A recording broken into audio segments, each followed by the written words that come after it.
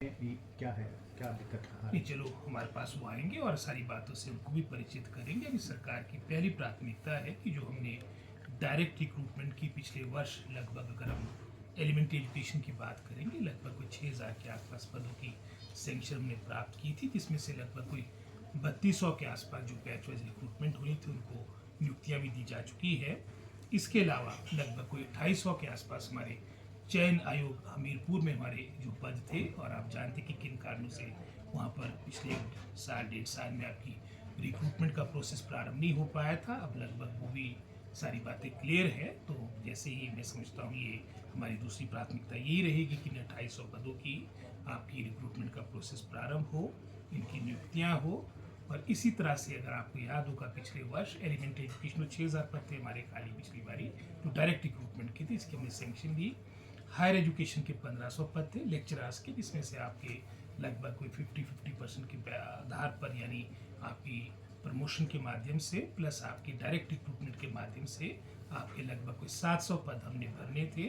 और कमीशन के द्वारा भी लगभग कोई 5 सब्जेक्ट्स के रिजल्ट इन्होंने अपने आउट कर दिए, जिसमें से हमने हिंदी, हमने फिज़िक्स के अपनी नियुक्तियाँ दे चुके हैं। इसके अलावा मैथ्स, इंग्लिश और मैं समझता हूँ एक और सब्जेक्ट का उसका भी रिजल्ट आउट हो चुका है। इंग्लिश, मैथ्स और एक और भी सब्जेक्ट है उसका भी रिजल्ट आउट हो चुका है, और ये भी नियुक्तियाँ शीघ्र दी जाएगी। लगभग 700 पद ये है। और इसी तरह से हायर एजुकेशन में हमारे असिस्टेंट प्रोफेसर्स का भी लगभग कोई 484 पद की हमने लास्ट ईयर आपकी अपॉइंटमेंट दे दी थी। तो जैसे मैंने पहले कहा, पहली प्राथमिकता होगी कि डायरेक्ट रिक्रूटमेंट के माध्यम से जो हमारे को पदों की सेंक्शन पिछले वर्ष यानी 2023 में मिली है, इनको मैं समझता हूँ हम नियुक्तियाँ दें। और उसके उपरांत अब इसके बारे में, जैसे आपने गेस्ट फैकल्टी टीचर्स की बात की, इसका भी SOP हम तैयार करेंगे और बड़ी सोच समझ कर। और मैं समझता हूँ ये हमारा एक लास्ट रिजॉर्ट रहेगा, और हमारी सरकार और व्यक्तिगत रूप से पूरा मैं समझता हूँ माननीय मुख्यमंत्री ने इसके बारे में पहले भी कह दिया है कि हम डायरेक्ट रिक्रूटमेंट के पक्षधर है। लेकिन कोई एक्स्ट्रा के एक्सट्रीम सर्कमस्टांसेस होंगे, जैसे आपकी किन्नौर के उदाहरण आपके समक्ष है, अधिकतर उस ज़िले में आपके TGT मेडिकल और नॉन मेडिकल के आपके पद रिक्त पड़े हैं। अगर कोई इस तरह की मैं समझता हूँ कोई टेम्प्रेरी अरेंजमेंट की बात हो, की बात बाद में देखी जाएगी। और इसका जैसे मैंने पहले कहा, प्रॉपर SOP तैयार होगा। और हमारी पहली प्राथमिकता, पहली प्रायोरिटी ये रहेगी कि हमारी जो डायरेक्ट रिक्रूटमेंट की पोस्ट है, जैसे उदाहरण के तौर पे कभी लास्ट कैबिनेट में भी हमारी जो पंजाबी, हमारी उर्दू के कई टीचर्स की हमारी काफ़ी पोस्टें खाली थी, हमने मैक्सिमम पोस्टें अपने एजुकेशन डिपार्टमेंट की कैबिनेट के द्वारा ली है। इसका जो प्रोसेस आपका रिक्रूटमेंट का है, इसको तेज़ गति के साथ दोनों कमीशनों में उठाया जाए, चाहे पब्लिक सर्विस कमीशन है, चाहे चयन आयोग है। और ये गेस्ट फैकल्टी का मैं समझता हूँ इसका प्रॉपर SOP तैयार होगा। इसको कैसे इसको धरातल पर उतारना ही देखा जाएगा। लेकिन जैसे मैंने पहले कहा, पहली प्रायोरिटी हमारी डायरेक्ट रिक्रूटमेंट है। सर, सत्र शुरू होने वाला है। भाजपा कह रही है कि सदन के अंदर भी और सदन के बाहर भी इस सरकार को घेरेगी। कितनी तैयार है सरकार? वो मैं समझता हूँ अपना कर्तव्य करेंगे। उन्होंने अपनी विपक्ष की भूमिका निभानी है, और हमने मैं समझता हूँ अपनी तैयारियाँ करनी है। और हमारा पूरा प्रयास रहेगा सरकार का कि हम मैं समझता हूँ जो उनके प्रश्न होंगे, जो उनके मुद्दे वो उठाएंगे, उनका मैं समझता हूँ सही तरीके से हम जवाब दें। और निश्चित रूप से मेरा तो यही अपने विपक्ष के साथियों से आग्रह रहेगा कि सभी मैं समझता हूँ एक कंस्ट्रक्टिव ऑपोजिशन के रूप में अपना वो रोल निभाए, जिसके माध्यम से मैं समझता हूँ आने वाले समय में हिमाचल प्रदेश और प्रगति के साथ आगे बढ़े। सर, भर्तियाँ हुई भी है, होने की भी आप बात कर रहे हैं, आगे भी चलेगी प्रक्रिया, प्राथमिकता दी जाएगी।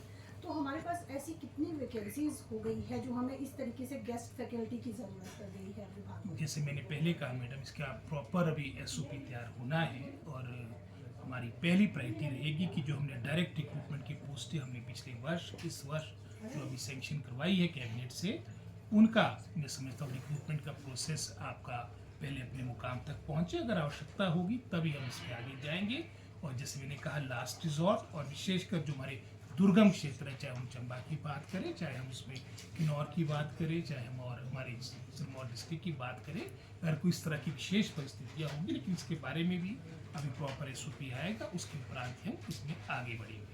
जो बच्चे जो है कॉम्पिटिटिव की तैयारियां करते हैं टीचिंग के लिए और बाकी चीज़ों के लिए, वो कहीं ना कहीं खुद को इनसिक्योर फील कर रहे हैं कि अगर सरकार नियमित भर्ती की बजाय इस ओर भी करती है तो क्या फर्क पड़ेगा इस तरह की? देखिए मैडम, अभी तक तो जितनी आपकी रिक्रूटमेंट हुई है, जिसने उदाहरण के तौर पे 484 असिस्टेंट प्रोफेसर्स का उदाहरण दिया, वो आपके डायरेक्ट रिक्रूटमेंट के माध्यम से हुई। लगभग 20 से अधिक हमारे प्रिंसिपल्स फर्स्ट टाइम काफ़ी वर्षों के बाद लगे हैं, वो भी डायरेक्ट रिक्रूटमेंट के माध्यम से लगे। 700 हमारी पीजीटी आपके लेक्चरार जो हायर एजुकेशन में लगने हैं वो डायरेक्ट रिक्रूटमेंट के माध्यम से लगेंगे। 3200 हमारे जो बना हुआ एक फॉर्मूला है बैच वाइज, वो भी डायरेक्ट रिक्रूटमेंट के माध्यम से। और जो 2800 पद अभी हमने भरने हैं ये भी आपकी नियमित भर्ती होगी। और मैं समझता हूँ जब इसका SOP आगे आएगा तब अगर इसकी आवश्यकता पड़ेगी तब हम इसमें आगे बढ़ेंगे। और जैसे उदाहरण के तौर पे मैं डायरेक्ट रिक्रूटमेंट के अपने अनुभव आपसे शेयर कर रहा हूँ।